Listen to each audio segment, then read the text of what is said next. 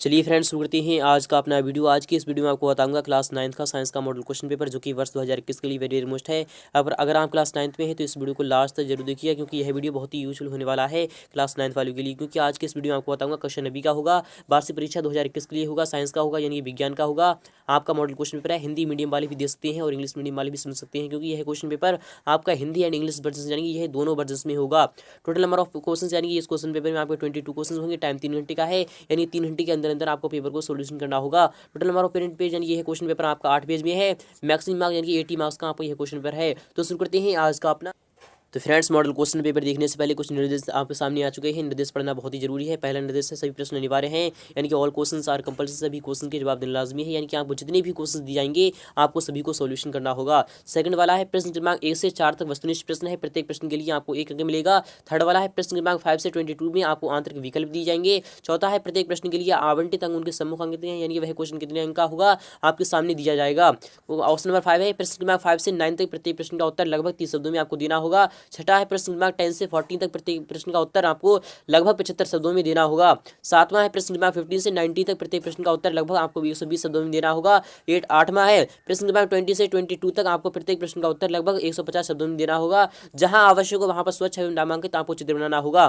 तो शुरू करते हैं आज का अपना वीडियो फ्रेंड्स। इसे इंग्लिश मीडियम वाले भी विस्तार के साथ समझ सकते हैं। तो शुरू करते हैं। पहला क्वेश्चन आ चुका है आप सामने है, वेरी ऑलमोस्ट है, यह भी बार बार आता है। क्वेश्चन नंबर 1 है कि दिए गए विकल्पों में से सही विकल्प आपको छांटकर लिखना होगा, यानी कि उचित विकल्प आपको छांटकर लिखना होगा। क्वेश्चन नंबर 1 का पहला वाला क्वेश्चन आ चुका है कि पानी की अवस्थाएं होती हैं। जो फ्रेंड्स, जो पानी होता है उसकी कितनी अवस्थाएं होती हैं? क्या 2 अवस्थाएं होती हैं, या फिर 3 अवस्थाएं होती हैं, या फिर 4 होती हैं, या फिर 5 होती हैं? तो आपको पता होगा कि पानी की यानी कि 2 यानी 3 अवस्थाएं होती हैं। क्या क्या होती हैं? ठोस, द्रव और गैस, यानी कि ठोस, द्रव और गैस, ये तीनों अवस्थाओं में पाया जाता है। जैसे कि ठोस में यानी कि ठोस में यह पानी होता है, तो वही क्या होता है? तो ठोस में यानी कि यह बर्फ के रूप में होता है, और द्रव के रूप में तो यह पानी ही होता है। जैसे कि आप सभी को पता होगा, जो हम पानी पीते हैं या फिर देखते हैं अपनी आंखों से, वो सभी आपका द्रव में आता है, और यानी कि यह बाष्प के रूप में होता है। जो बहे यानी कि जो बाष्प में होता है वह आपका गैसीय अवस्था में होता है। इसलिए यह तीनों अवस्थाओं में पाया जाता है। आप तीनों के नाम याद में रखिएगा, सॉलिड, लिक्विड और गैसेस। चलते हैं नेक्स्ट वाले क्वेश्चन चलते हैं। क्वेश्चन सेकंड है कि समांगी मिश्रण होता है, फ्रेंड जो समांगी मिश्रण होता है यानी कि वह मिश्रण जिसमें पूर्ण रूप से यानी कि दो चीजें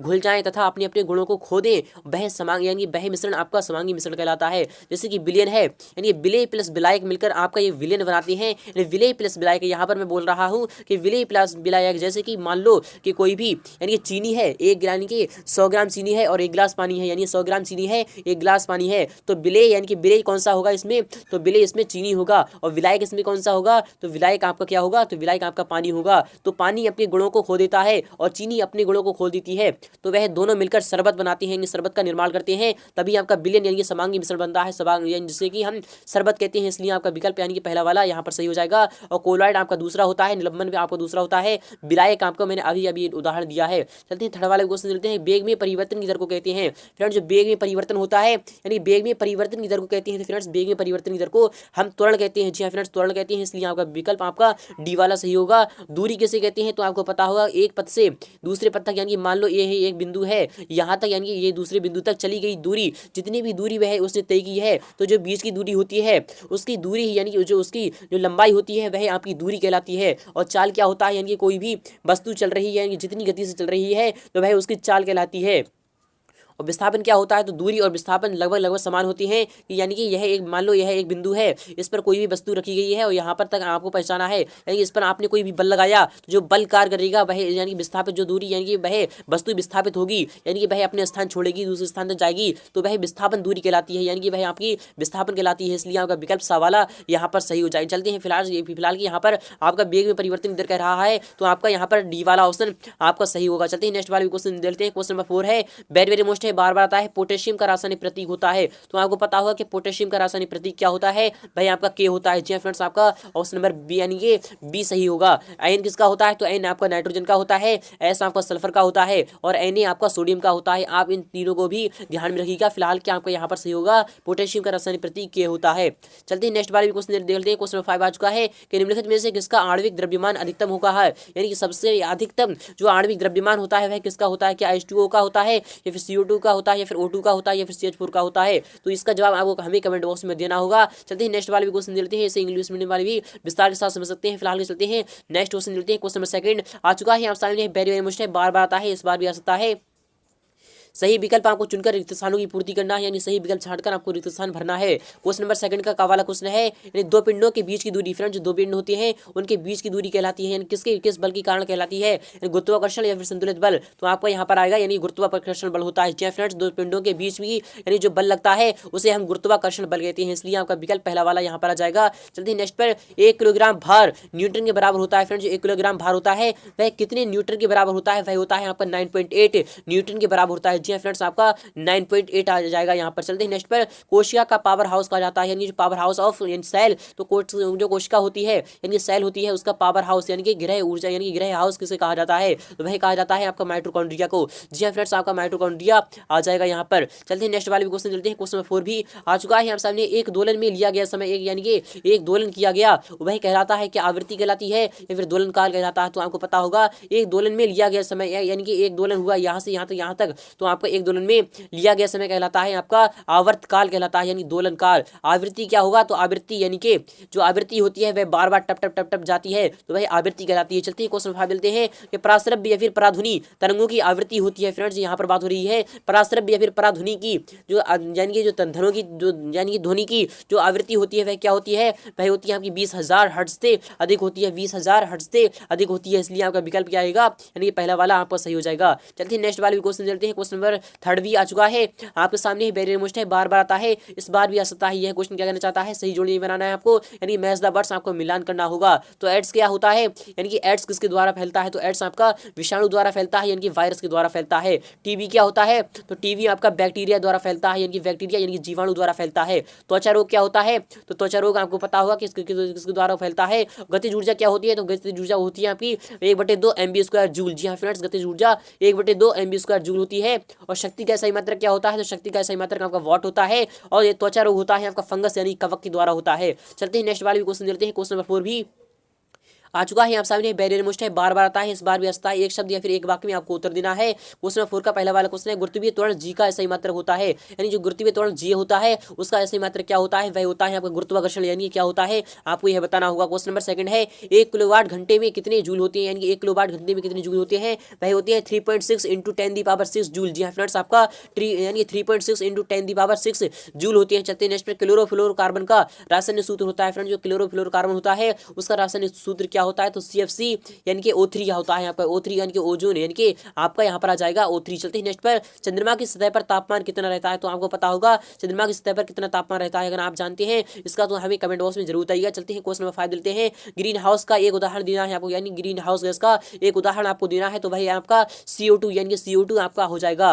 चलते हैं नेक्स्ट वाले क्वेश्चन देते हैं। क्वेश्चन नंबर 5 भी आ चुका है आप सामने, बैरियर मोस्ट है, बार बार आता है, इस बार भी आता है। एक परमाणु को नग्न आंखों से द्वारा यानी नग्न आंखों द्वारा देखना क्यों संभव नहीं है, क्योंकि परमाणु बहुत ही नग्न होता है, यानी बहुत ही छोटा होता है, जिससे कि हम नंगी आंखों से नहीं देख सकते हैं, जिसे देखने के लिए हमें सूक्ष्मदर्शी की आवश्यकता होती है, क्योंकि वह बहुत ही छोटी मात्रा में पाया जाता है, बल्कि हम एक अणु को भी बहुत मुश्किल से देख पाते हैं। तो परमाणु क्या चीज है, तथ्य वाले की तरफ देख लीजिए, ये आपके सामने है कि परमाणु द्रव्यमान इकाई को परिभाषित करना है आपको, यानी परमाणु द्रव्यमान क्या होता है, यानी परमाणु द्रव्यमान किसे कहते हैं, तो आपको पता होगा परमाणु द्रव्यमान यानी कि जिसमें कि न्यूट्रॉन यानी कि न्यूट्रॉन और प्रोटॉन होते हैं, उसे हम परमाणु द्रव्यमान कहते हैं। चलते हैं क्वेश्चन नंबर 6 देखते हैं, कि हीलियम परमाणु का द्रव्यमान यानी परमाणु द्रव्यमान 4U है, और उसके नाभिक में 2 प्रोटॉन होते हैं, इसमें कितने न्यूट्रॉन होंगे, तो आपको बताना होगा, यानी जब 2 प्रोटॉन नाभिक में होते हैं तो इसका यानी कि इसमें न्यूट्रॉन भी आपके 2 ही होंगे, इसलिए आपका विकल्प यानी 2 आ जाएगा। चलते हैं नेक्स्ट वाले क्वेश्चन देखते हैं।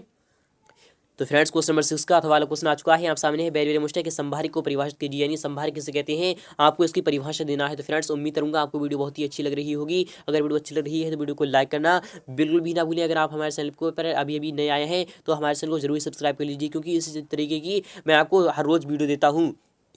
क्वेश्चन नंबर 7 भी आ चुका है यहाँ सामने, रेखित पेशी का आपको नामांकित चित्र बनाना है, यानी रेखित पेशी किस तरीके की होती है, तो रेखित पेशी आपका इस तरीके से होती है, तो इसका आपको नामांकित चित्र बनाना है। अगर आप चाहते हैं इसका फुल सोल्यूशन तो मैं आपको बताऊंगा इसका चित्र बनाकर। अथवा क्वेश्चन देते हैं, यानी तंत्रिका कोशिका का आपको नामांकित चित्र बनाना है। फ्रेंड्स जो तंत्रिका कोशिका होती है उसका नामांकित चित्र किस तरीके से बनता है, वह इस प्रकार से बनता है, यानी कि आपका इस तरीके से आपका नामांकित चित्र बन जाएगा आपका तंत्रिका कोशिका का। तो फ्रेंड्स अगर आप चाहते हैं तो मैं आपको बताऊंगा इसका चित्र भी बनाकर। क्वेश्चन नंबर 8 भी देते हैं, यानी मोनिरा जगत के 2 यानी प्रमुख आपको कारण लिखना है, यानी लक्षण लिखना है। तो मोनिरा जगत क्या होता है, इसके दो प्रमुख लक्षण आपको लिखना होगा। यह क्वेश्चन आपका 2 अंक का है। चलते हैं अथवा की तरफ चलते हैं कि मेंढक को एम्फीबिया यानी उभयचर वर्ग में क्यों रखा गया है। मेंढक को एम्फीबिया यानी कि उभयचर वर्ग में इसलिए रखा गया है क्योंकि वह जल में भी रहता है और वह यानी कि जमीन पर भी रहता है, यानी कि वह भूमि पर भी रहता है, मिट्टी पर भी रह सकता है और वह जल के अंदर भी रह सकता है, इसलिए उसे उभयचर यानी कि वर्ग में रखा गया है। इसलिए आपका क्या होगा, यानी कि वह जमीन यानी कि जल में भी श्वास ले सकता है और वह बाहर भी श्वास ले सकता है, इसलिए इसे उभयचर वर्ग में रखा गया है। आप इसी तरीके से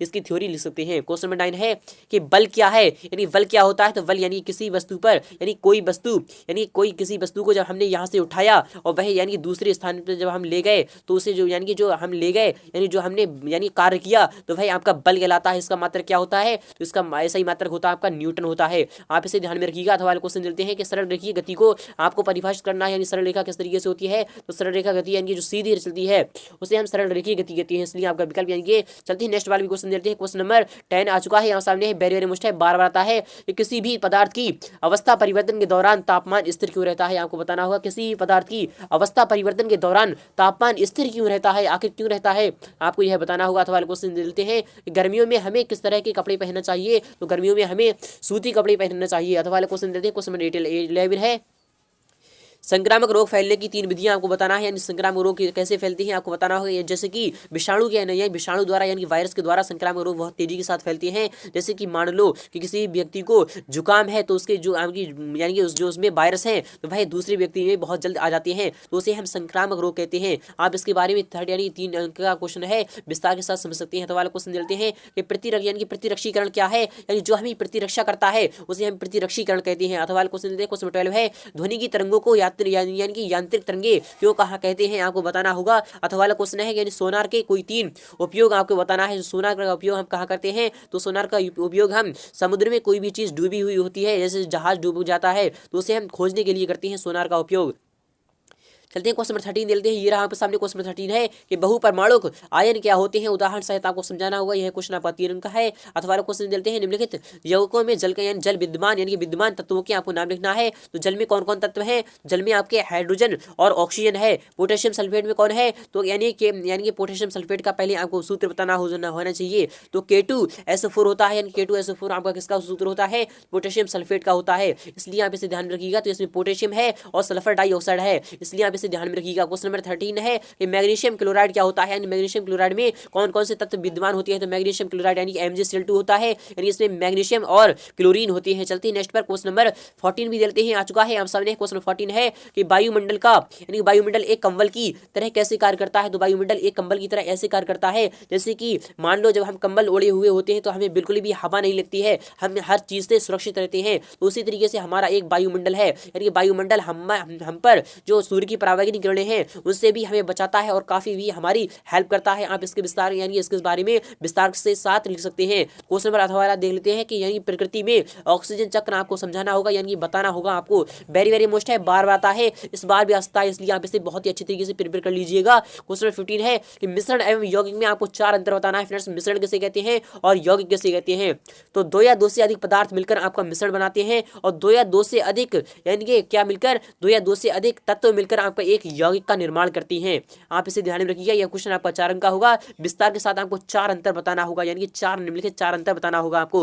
अथवा क्वेश्चन देते हैं यानी निलंबर और कोलाइड में आपको 4 अंतर बताना है। यह क्वेश्चन भी बार बार आता है, इस बार भी आता है, इसलिए आप इसे बहुत ही ध्यान समझिएगा। क्वेश्चन नंबर 16 है किसी वस्तु की गतिज ऊर्जा के लिए व्यंजक ज्ञात करना है आपको, यानी व्यंजक यानी समीकरण ज्ञात करना है। तो मैंने यहाँ पर लिख दी है 1/2 mv² जूल। जी हाँ फ्रेंड्स, mv² जूल होती है।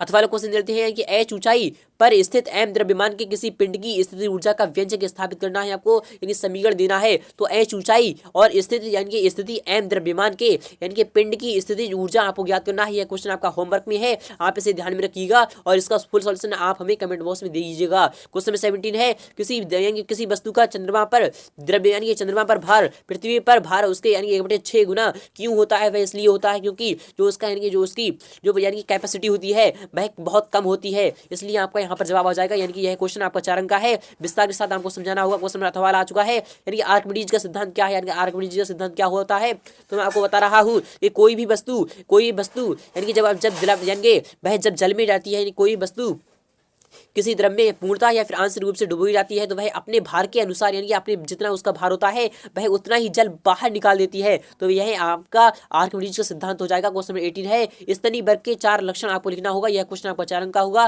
विस्तार के साथ आपको समझाना होगा। अगर आप चाहते हैं इसका फुल सोल्यूशन तो मैं आपको बताऊंगा इसका फुल सोल्यूशन नेक्स्ट वीडियो में। क्वेश्चन नंबर 18 का अथवा क्वेश्चन देते हैं आवृतबीजी यानी कि एंजियोस्पर्म के प्रमुख लक्षण आपको लिखना है। यह क्वेश्चन आपका 4 अंक का है। क्वेश्चन नंबर 10 यानी कि क्वेश्चन नंबर 19 है, मिश्रित मछली संवर्धन से क्या लाभ होते हैं। आपको यह क्वेश्चन 4 अंक का होगा। अथवा क्वेश्चन देते हैं यानी भंडारण प्रक्रिया में कौन कौन से कारक अनाज की हानि के लिए उत्तरदायी हैं। आपको यह समझाना होगा। क्वेश्चन नंबर 20 है कि बोर के परमाणु मॉडल की आपको व्याख्या करना है। यह क्वेश्चन आपका यानी 5 अंक का होगा। अथवा क्वेश्चन देते हैं परमाणु संख्या एवं द्रव्यमान संख्या को उदाहरण सहित आपको समझाना होगा। यानी परमाणु संख्या क्या होती है, तो परमाणु संख्या वह होती है जिसमें यानी कि जिसमें परमाणु संख्या में प्रोटॉन और इलेक्ट्रॉन की संख्या जुड़ती है, उसे हम परमाणु संख्या कहते हैं। और द्रव्यमान संख्या किसे कहते हैं, द्रव्यमान संख्या में आपकी प्रोटॉन और आपका न्यूट्रॉन जुड़ता है। क्वेश्चन नंबर 21 देते हैं, चाल एवं वेग में आपको परिवर्तन बताना है, यानी चाल और वेग में आपको अंतर बताना होगा। यह क्वेश्चन आपका 5 अंक का है।